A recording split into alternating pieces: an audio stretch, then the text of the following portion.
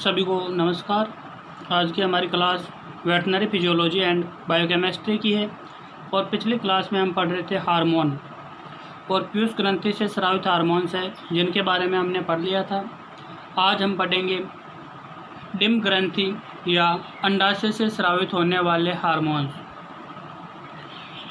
तो डिम्ब ग्रंथि या अंडाशय है जिसे आपके जो भी हार्मोन स्रावित होते हैं वो चाहे एस्ट्रोजन हो, प्रोजेस्टेरोन हो, चाहे रिलैक्सिन हार्मोन हो, वो सभी हार्मोन स्टेरॉयड प्रकृति के होते हैं। और जितने भी हार्मोन हैं जो स्टेरॉयड प्रकृति के होते हैं वो सभी फैट या वसा में घुलनशील होते हैं। तो आपके अंडाशय से 3 हार्मोन स्रावित होते हैं। एक तो है एस्ट्रोजन, दूसरा है प्रोजेस्टेरोन और तीसरा है रिलैक्सिन। ये तीनों हार्मोन स्टेरॉयड प्रकृति के होते हैं और ये हार्मोन फैट या वसा में घुलनशील होते हैं। अब इसमें से एक एक हार्मोन के बारे में पढ़ेंगे अपन और सभी हार्मोन से जो अलग अलग कार्य करते हैं, सबका टारगेट ऑर्गन अलग अलग होता है, सबका कार्य भी अलग अलग होता है। तो सबसे पहले अपन पढ़ेंगे एस्ट्रोजन। तो इसमें पहला पॉइंट तो आपके ये हो जाता है कि एस्ट्रोजन हार्मोन स्टेरॉयड प्रकृति का होता है।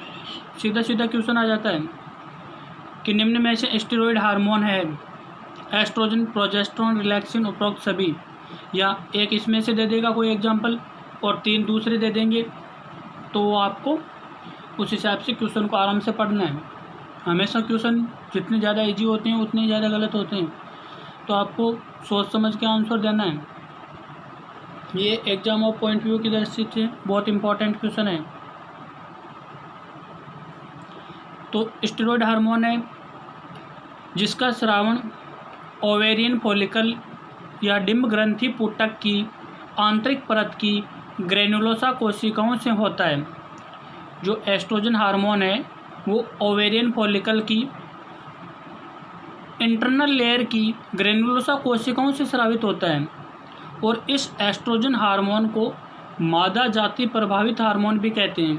मादा जाति प्रभावित हार्मोन क्यों कहते हैं?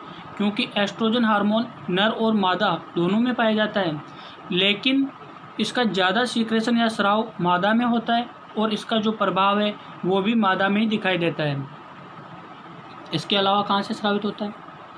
प्लेसेंटा से भी कुछ मात्रा में एस्ट्रोजन हार्मोन स्रावित होता है और प्लेसेंटा के साथ साथ एड्रिनल कॉर्टेक्स से भी एस्ट्रोजन हार्मोन कुछ मात्रा में स्रावित होता है।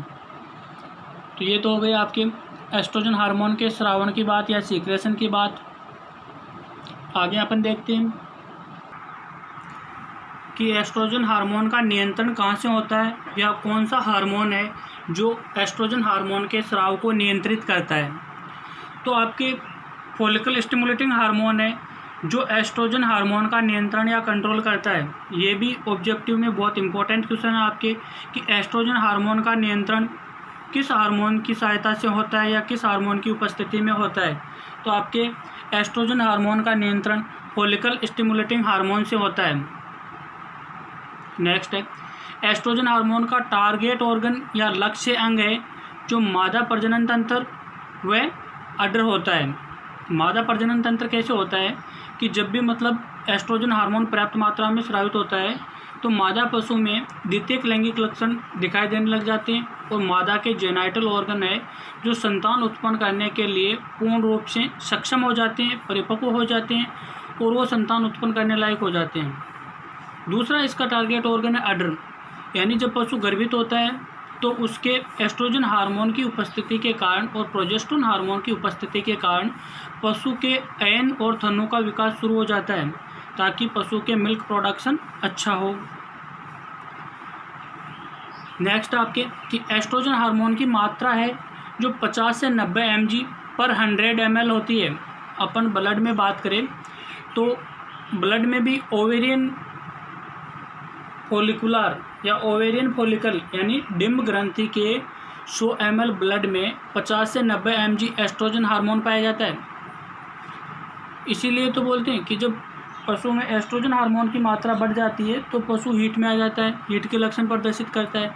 तो ब्लड में एस्ट्रोजन हार्मोन की मात्रा है जो 50 से 90 mg पर 100 ml होती है।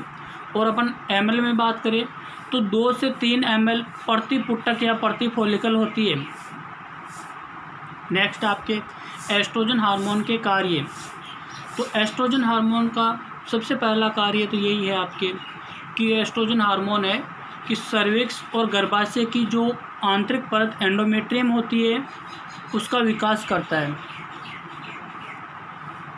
दूसरा कार्य है इसका गर्भाशय में संकुचन पैदा करना, और जब गर्भाशय और सर्विक्स है तो उसकी आंतरिक परत का विकास होगा तो वह सर्विक्स और वेजाइना ढीली हो जाएगी। मादा पशु मद के लक्षण प्रदर्शित करती है। नेक्स्ट है एस्ट्रोजन हार्मोन की उपस्थिति में द्वितीयक लैंगिक लक्षणों का विकास होता है, और एस्ट्रोजन हार्मोन है जब यानी प्रजनन तंत्र या रिप्रोडक्टिव सिस्टम का डेवलपमेंट होने लग जाता है तो शारीरिक ग्रोथ है वो रुक जाती है। तो एस्ट्रोजन हार्मोन बोन डेवलपमेंट को रोकता है यानी अस्थि विकास को रोकता है। जब चाहे पशु हो चाहे मनुष्य हो, जब तक उसकी हाइट बढ़ती है और शरीर के ग्रोथ होती है, उनके ऑर्गन्स है उनमें डेवलपमेंट होता है, जब तक उसमें प्यूबर्टी नहीं आती है तब तक ये काम होते हैं। और जैसे ही पशु में प्यूबर्टी आ जाती है और उसमें जनन हार्मोन स्रावित होने लग जाते हैं, उसके पश्चात उसकी शारीरिक ग्रोथ नहीं होती है, उसके जेनाइटल ऑर्गन है उनका डेवलपमेंट होता है और द्वितीयक लक्षण है वो दिखाई देने लग जाते हैं। नेक्स्ट है कि गर्भावस्था के अंतिम समय में एस्ट्रोजन हार्मोन प्लेसेंटा से स्रावित होता है, और यही estrogen hormone cervix, vagina, vulva व पेल्विक लिगामेंट को ढीला कर देता है ताकि प्रसव क्रिया आसानी से हो जाए। नेक्स्ट कार्य है एस्ट्रोजन हार्मोन पशु को हीट में लाता है, यानी जब अपना पशु प्राकृतिक रूप से हीट में नहीं आ रहा है, उसकी प्यूबर्टी भी आ गई, शरीर में भी कुछ अष्टपुष्ट है, अच्छा है, लेकिन उसमें कोई जेनाइटल डिजीज है या एस्ट्रोजन हार्मोन की कमी वगैरह कुछ भी हो और पशु अपना हीट में नहीं आ रहा है, तो उस पशु को हीट में लाने के लिए अपन डायरेक्ट है जो एस्ट्रोजन हार्मोन का इंजेक्शन भी लगा सकते हैं। वैसे ये इंजेक्शन वगैरह है जहाँ तक है यूज़ नहीं करनी चाहिए, क्योंकि ये नेचुरल अपने आप स्रावित होते रहते हैं और इनके साथ छेड़खानी करना बेकार है। इसके अलावा जो एस्ट्रोजन हार्मोन है अपना, वो क्या करता है कि जो स्पेड फीमेल है, स्पेड का मतलब होता है बंदे, तो उन स्पेड फीमेल में स्वतः मूत्र त्याग के लिए भी दिया जाता है ताकि उसमें यूरिनेशन है जो अपने आप ही हो जाए। जैसे यूरिनरी ब्लैडर ओवरफुल होएगा तो उसमें अपने आप यूरिनेशन की क्रिया हो जाती है।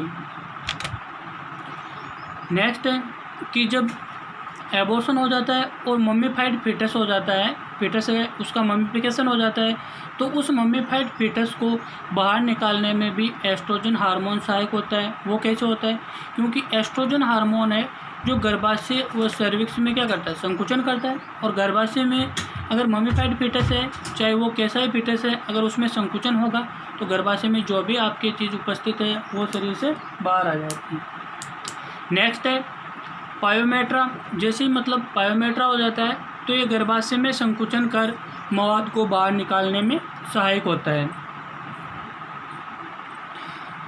नेक्स्ट अपन देखते हैं कि कुतिया में एस्ट्रोजन हार्मोन ज़्यादा मात्रा में देने पर फीटल एनीमिया हो जाता है, यानी जब बिच है, बिच को अपन अगर एस्ट्रोजन हार्मोन दे रहे हैं यानी, तो उसमें क्या होता है कि अगर एस्ट्रोजन हार्मोन उसमें ज़्यादा दे दिया अपन ने और वो प्रेग्नेंट हो गई, तो प्रेग्नेंट होने के पश्चात जो उसका फीटस होता है उसके अंदर एनीमिया हो जाता है, यानी एनीमिया का मतलब होता है ब्लड की कमी हो जाती है। तो इसलिए एस्ट्रोजन हार्मोन है जो आवश्यकता से ज़्यादा यूज नहीं करना चाहिए। एस्ट्रोजन क्या कोई से भी हार्मोन हो, जहाँ तक है वो हार्मोनल थेरेपी का यूज बहुत ही कम करना चाहिए, सीरियस कंडीशन में ही करना चाहिए। एक बार अगर हार्मोन के साथ छेड़छाड़ हो गई तो उसका संतुलन बिठाना इम्पॉसिबल है।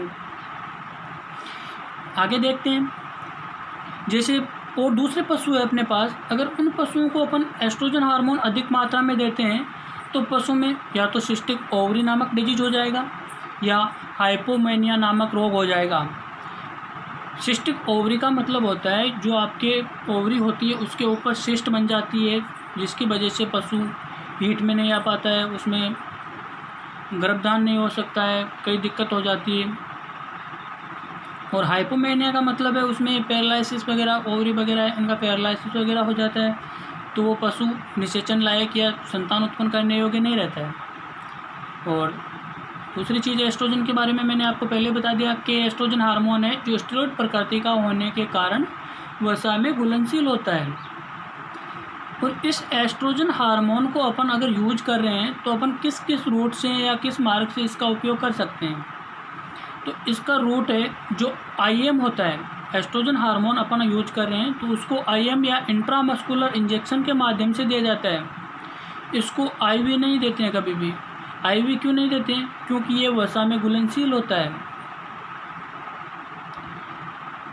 अब अपन देखते हैं कि एस्ट्रोजन हार्मोन है जो आर्टिफिशियल रूप से कैसे बनाया जाता है। तो एस्ट्रोजन हार्मोन आर्टिफिशियल रूप से कोलतार व स्टेरॉइड से बनाया जाता है।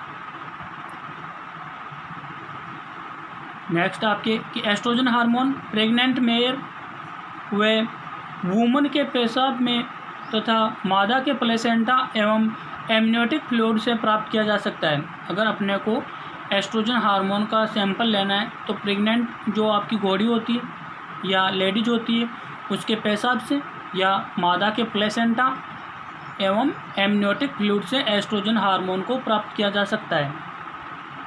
और ये एस्ट्रोजन हार्मोन है जो आपके बाज़ार में कई अन्य नामों से मिलता है, जो सब साल्ट उसमें एक ही होता है, एस्ट्रोजन हार्मोन ही होता है, लेकिन सब कंपनी का अपना अपना अलग अलग ट्रेड नेम होता है और उस ट्रेड नेम के नाम से ही बिकती है वो चीज़। कोई भी औषधि हो चाहे ड्रग्स हो चाहे कुछ भी हो, हर औषधि एक संस्था द्वारा पेटेंट होती है। उस संस्था द्वारा पेटेंट होने का मतलब है कि उस औषधि या ड्रग को उस नाम से केवल एक ही संस्था बेच सकती है, अन्य संस्था नहीं बेच सकती। तो अपन देखते हैं कि एस्ट्रोजन हार्मोन बाज़ार में निम्न नामों से उपलब्ध है। EOPE अफजोन, इसके नाम से भी एस्ट्रोजन हार्मोन मिलता है। डिओसाइलिन के नाम से भी मिलता है जो सिपा कंपनी का आता है, ये अफजोन कंपनी का आता है। प्रोगनोन बी का नाम से भी आता है, प्रेग्मा के नाम से भी आता है। प्रोगनोन बी का मतलब ये है कि पशु को प्रेग्नेंट करने के लिए यह हार्मोन दिया जाता है। प्रेग्नेंट कैसे करेंगे? एस्ट्रोजन हार्मोन देंगे तो पशु हीट में आएगा, हीट में आएगा तो उसमें अपन गर्भाधान करवाएंगे तो पशु प्रेग्नेंट होगा। एक अन्य नाम है इसका स्टिल बेस्ट्रोल का मतलब होता है कि जब भी पशु के एबॉर्शन हो जाता है और उसका जो फिटस वगैरह है स्टिल बर्थ हो जाता है, यानी तो बाहर नहीं निकल पाता है, किसी कारण से अंदर रह जाता है, यूटेराइन कॉन्ट्रैक्शन वगैरह कम हो जाते हैं, पशु शारीरिक रूप से दुर्बल होता है।